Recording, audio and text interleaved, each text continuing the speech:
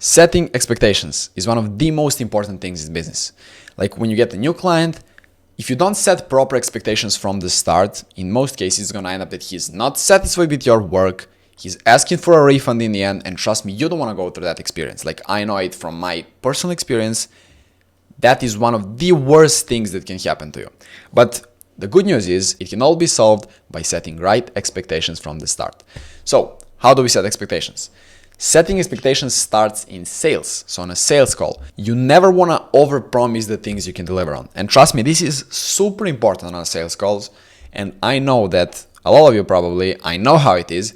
You tend to overpromise the things you can deliver to them. Like when you're on a sales call and potential client asks you something, you want to over-exaggerate and overpromise the things you can deliver on because you think that that's gonna make them more likely to eventually buy from you.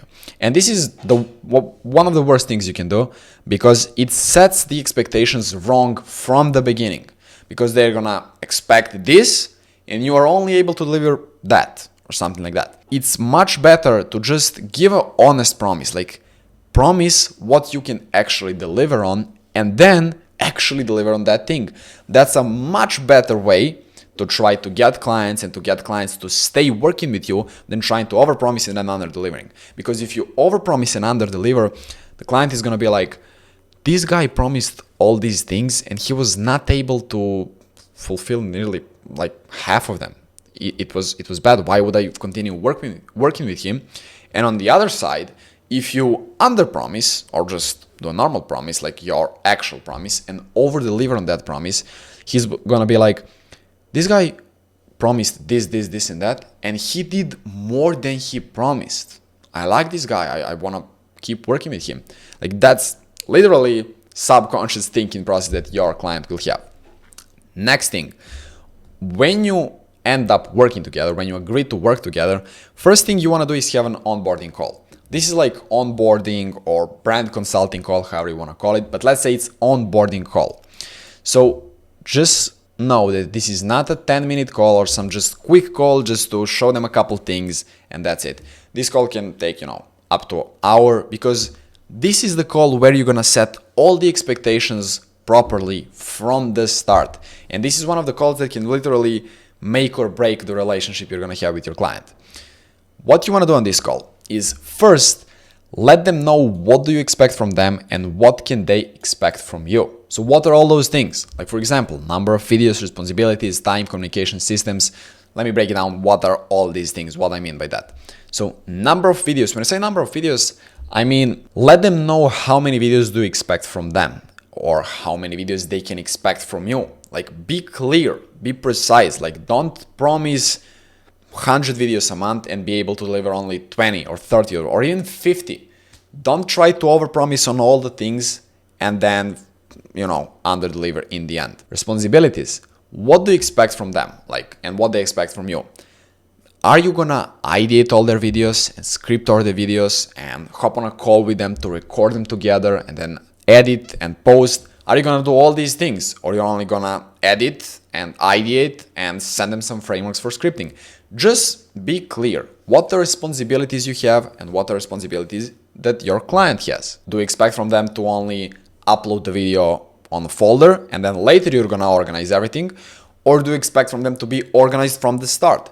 This is like just a random example, but trying to get the point across so you can understand what I wanna say. Time is really like how much time do you need to edit one video and how much time do they need to upload a certain amount of videos. This is like just giving you examples, but these are all the things that you need to set clearly in the beginning so that everyone knows what he's doing, why he's doing it, and when he's doing it.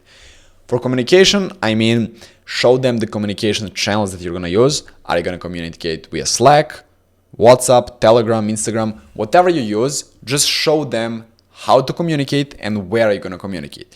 And for systems, I mean, introduce them to all the content systems you have, like to all the sheets, all the Google Drive folders you have, and all those things. Now, for all the softwares that you use, we're going to have a separate module, but right now I'm just giving an example. Are you using Asana or Notion or Google Drive or things combined? Introduce them to all those systems and show them how to use them. Many people might not know or might not know how to use them your way. Just be clear from the start. This is like the main headline of setting expectations from the start. Be clear and be precise on what are your expectations, what do you expect from them, and what can they expect from you. Now, the next thing is branding style. So one of the things you also want to make sure that you're actually editing the videos from your clients in the style they want them to be edited in. You want to make sure that the style you use in their videos is exactly the style they want. So ask them what fonts do they like, what are main colors they want to have on their brand, what's the branding style they want to use. For inspiration, I mean, what are the type of creators they like, what are type of creators they don't like, what inspires them, what doesn't. Figuring out all the things he likes and doesn't like about content, and what types of content he likes to see, what types of content he would like his content to look like. Just figuring out exactly how he wants his content to look like. For post types, you want to figure out, is he only going to record talking heads, or he's also going to have podcast clips, or maybe some experiments with, some B-roll and music. Figure out all the post types they're going to have. Now, if they have both sit downs and podcast clips, maybe you're going to have different style for sit downs and different style for podcast clips. Like, you don't want to edit podcast clip the same way you're editing sit down, So figure out all those things. And the last thing, super important thing here, give them homework. Now, when I say homework, it's not like in a school, but tell them what to do next after you finish the call, Once you introduce them to all the systems and communication and all those things, tell them that expect from them to go and ideate the videos or script the videos or record the first video. Just give them some homework, something to work on. Now, the last thing I want to cover here is a gift. So what I mean by that is sending them some sort of a gift to just increase their goodwill towards you, just make them feel better. And what I mean by that is you don't want to tell them that you're going to send them a gift. This is just kind of like surprising thing that you just sent. So you want to have something that's actually going to help them finish their homework or finish the things you expect from them to do. So for example, maybe you're going to have a big swipe file from all the people in their industry with the best performing pieces of content, or maybe a database with all the hooks, best performing hooks, or maybe some frameworks for their videos. Something that's going to help them do what do you expect from them to do. Because what you want to do is you want to make experience working with you as seamless, as easy, as smoothless, to be just a nice experience working with you.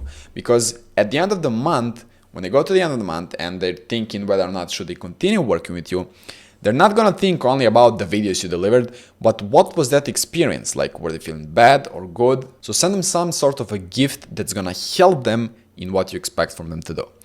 So that's it. That's how you set expectations correctly. Now, again, this is super, super important because I know how it is. I know from personal experience that a lot of people always tend to kind of overpromise the things they can do in order to get clients to work with you. But trust me, from personal experience, never do that. Like, it's much better to just set right expectations from the start, promise the things you can actually deliver on, and then deliver on those things.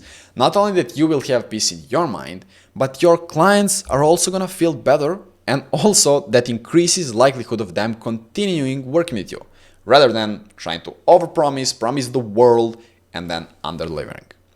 That's how you set expectations. See you in the next module.